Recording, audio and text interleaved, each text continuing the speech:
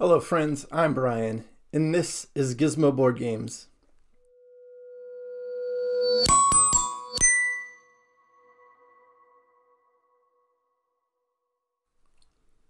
We've reached the end of the month, so it's time to look back at what I played in November of 2022.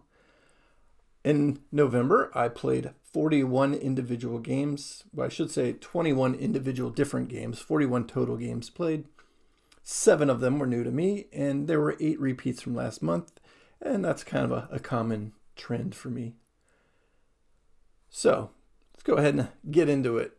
First game I played in November was Ark Nova, and I played this a couple of times with my mom and introducing it to another buddy and sharing my love of the game. I've mentioned it pretty much every month since I have it, and this month's no exception. The second game I played in November was a return to an old favorite. I taught this one to my mom and my daughter. It's Lords of Waterdeep, a kind of an introductory Dungeons & Dragons themed worker placement game where you're going around the board kind of generating resources. In this case, resources are the questies you're sending out. You're kind of the quest giver NPC in Dungeons & Dragons, and the cubes are your priests and your warriors and your rogues and whatever who are going out and completing quests, and you're just getting more locations for them to come by, I guess, and you're generating quests for them to go send them out on, and to generate yourself some points and coins to continue doing it until the game ends, at which time you see who got the most points. So it's pretty good introductory worker placement game that we enjoy, and I haven't played it in a while, so it was nice to get that one to the table. The third game I played this month was a repeat from last month. It was a game I just got last month, so I played it again. I played this one with my mom as well before she left. It's Raiders of the North Sea, another worker placement game, and I really like this one because it's a different spin on worker placement in that you're placing one worker and doing the action, and then you're going to remove a different worker from the board. And so it's kind of a give and take of where the workers happen to be with, the order of operations and how you want to achieve your tasks. And you might not be able to do what you thought you could coming into your turn. Okay, the fourth game I played in November is the first new game on the list. It's Everdell, big box. It's up there. I played this solo. I finally dug into it, and I really enjoyed my little solo play of it. It'd be nice to introduce it to some other players. I'm still trying to figure it out, I guess, a little bit. It's like everybody says, you wonder how you're going to get 15, I think it's 15 different cards on the table, and then by the end of the game I had, how am I going to get rid of some of these cards so that way I could put the ones I actually needed out. So a little bit of a learning process for that one, but it's not a hard play, and it is a really tight play with resource generation and how the cards are going to play on the board. The solo mode was decent.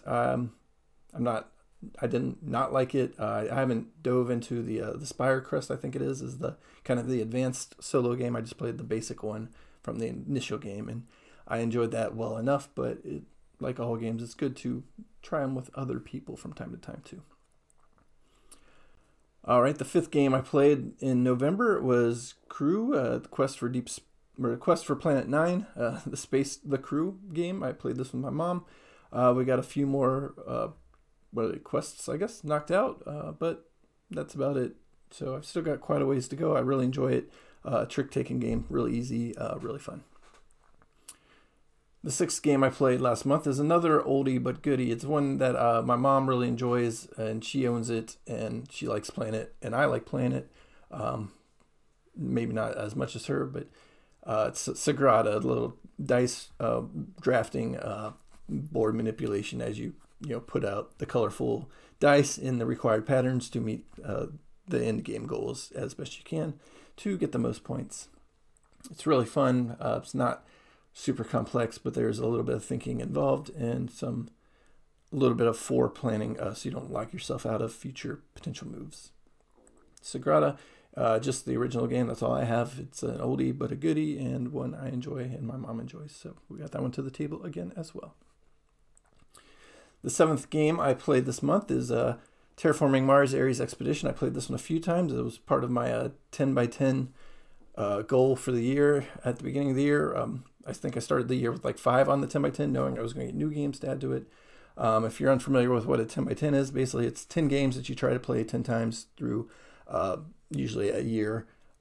So it's one of the ones I had on my list since I got it early in the year, and I was able to knock out enough plays to get that one knocked off. I don't think I'm going to complete my full 10x10 by the end of the year, but this was the second or third one I at least got 10 full plays on, and probably get a few more done in December, but I don't see me completing the whole 10x10 list, but we never know.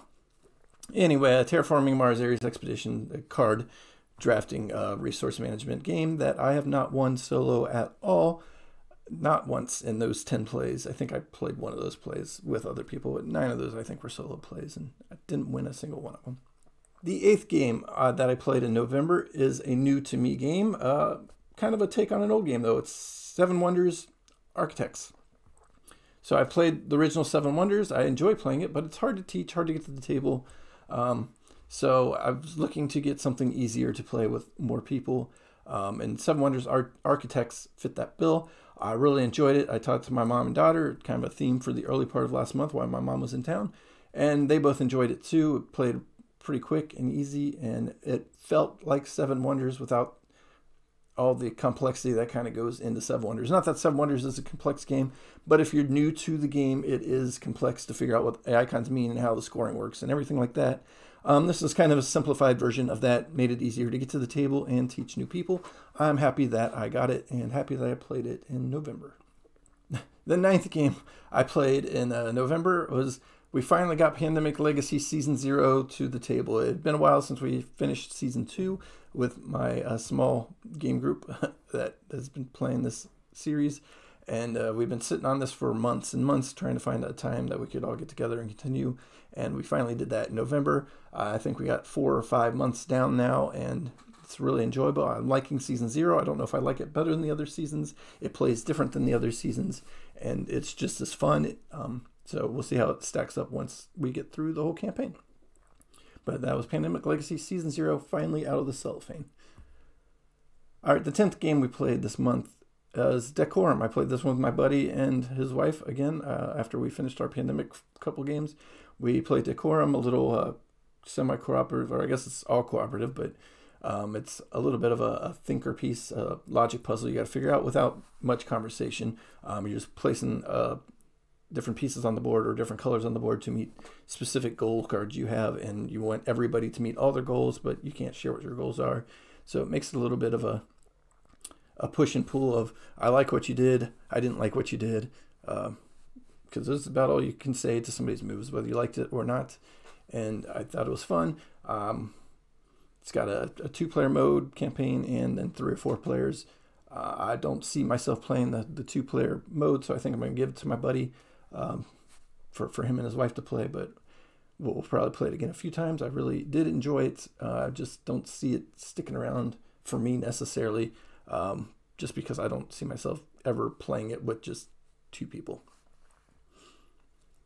The 11th game I played in November is Lacrimosa, another game I played new last month. I really enjoyed this one. Check out my review of it here if you want to see my thoughts on it completely, but I got that one to the table, both solo and not solo, again this month, and it was just as fun. All right, the 12th game I played in November is Race for the Galaxy. This is another one on my 10x10 list. It's another one that's got the action card abilities. You've only got so many actions you're going to play, and you can only play them depending on which actions are in play. I played this one solo, and I really enjoy this one. I like Race for the Galaxy, the regular game, and I've got the expansions that allow me to play the solo mode, and I've been getting into that a lot for the second half of the year, and I played it again this past month and really do enjoy the Race for the Galaxy game as well. The 13th game I played this month is Wingspan. I've got the big box now, but when I played it this month, I didn't have that yet, so I haven't touched the new Asia expansion. But Wingspan is one that is easy to teach, fun for everybody, and it's always a good time and comes to the table quite often. One of our favorites. Wingspan, I haven't played this in a few months, but played it this past month. All right, the 14th game in November is another new-to-me game from last month that repeated this month, and that is Santorini. I played this one with my daughter, and yeah, I think that's it. Just me and my 9-year-old. We played this a bunch. She really enjoys this. I think it's might be becoming one of her favorites. So it was nice to play this again with her and find that she enjoys it as well. All right, the 15th game I played in November is another new to me game. It's from Button Shy. They do little wallet pocket-sized games. It's at the Helm. It's a solo game. You're basically using cards to generate either the resources you need to meet the goals or to purchase more cards that'll help you. And you're kind of driving the game by your card actions, because as you run out of cards, the game wins. So not a best explanation. It's kind of not a hard game, not at all. But yeah, basically, again, you're using cards out of your hand to drive towards various goals on the board, and you're trying to meet them all basically before you run out of cards on the card deck. Yeah, it's all right. Another, like a lot of Button Shy, is like a game I can pull out, play in a few minutes, put away, and take it or leave it. But that's not meant as a negative. That's just, it's an average to above average game. Good little filler solo game at the Helm, right up there in my Button Shy collection. The 16th game I played in November is another new to me game that I got last month, and that's Discordia. I played this one solo. I really enjoy it solo. I think I'll enjoy it not solo too. Basically, you're managing your board, your tiles, and you're trying to get your meeples out. Is the whole aim of the game. You got a stack of meeples, and you got board spaces where they can go on, and you're drafting dice to either do actions or use meeples. And first one who runs out of meeples wins, or whoever's got the least amount of meeples at the end of the 4th round. With the solo game, you're just trying to run out of meeples. That's the only goal, is to just drive towards the end of the game before the game runs out. Or I should say, get rid of your meeples before the game runs out. But there are other win conditions if you're playing with multiple people, or I should say one other win condition if nobody runs out of meeples by the end of the 4th round, then whoever got rid of the most. So it's an interesting take on kind of the worker placement-esque, because not really worker placement, but dice action selection, and then workers are going on your board, and as you fill up the cards, they go away. And that's what you want to do, is get them to go away. All right, so the 17th game I played in November was Dungeons, Dice, and Danger, and it's a dice roll and write game, going through the dungeon and defeating the enemies along the way as best you can, and trying to get the most points at the end of the game once somebody defeats all the enemies in their dungeon. It's a decent little game, a nice little filler game, and we played this as just that. We had half hour to fill, and we filled it with some Dungeons, Dice, and Danger, and it worked out pretty well. All right, the 18th game I played in November is another repeat from last month, Come Together. It's a game where you're just basically building out a music festival, hiring bands, putting together tent areas and stages and food stands and whatnot. And worker placement, I really enjoy it. I talked about it last month, so I'm not going to go much further onto it this month, but I did enjoy it and played it again, the solo mode of Come Together. The 19th game I played in November is Furnace. It's a game I've had for a couple months, unplayed. I played it now. It's basically a game in 2 parts. The first part is a drafting, where you're either going to get resources or you're going to get a card for your engine. And then the second part is using that engine to generate money and resources that hopefully you're turning into money, because at the end of the 4 rounds, it's whoever has the most money wins the game. I really enjoyed playing it. I really like engine builders, so it's always nice to be able to build that engine. And I like the drafting aspect of this one, where you're trying to get the cards you want for your engine, but maybe you don't even want the card, you just want the resource on the cards. So you need to bid in the right ballpark to get either the resource or the card, because whoever bids the highest wins the card, and whoever doesn't bid the highest wins the resources. So I thought it's a unique aspect to an otherwise pretty simple game of engine building. Wasn't wasn't too bad. I did enjoy it. Like I said, and if it was just the straight drafting game or straight engine building game, I might not have liked as much, but just the way it puts the two aspects together was quite nice. All right, the 20th game I played in November is Libertalia wins Galecrest. I really like this one. I played this solo. It's on my 10x10 for the year as well, so I'll probably play it again in December. I like the solo mode. One of my favorite solo games. If you haven't checked out my co-op solo game video with Allie, that Family Meeple, I can link it here. It's probably my most viewed video. It's all her, I'm sure, not me, but whatever the case is, check it out if you haven't seen it. But Libertalia wins a Galecrest. One of my favorite games to play solo, and it's been on my 10x10 list, so I played it solo again a couple times this month, trying to catch up there, and I really do enjoy this, if you didn't already catch that drift. All right, the last month I played this game. The last game I played this month is Isle of Cats. My family enjoys this one, and sat down and played it with my whole family, which is nice.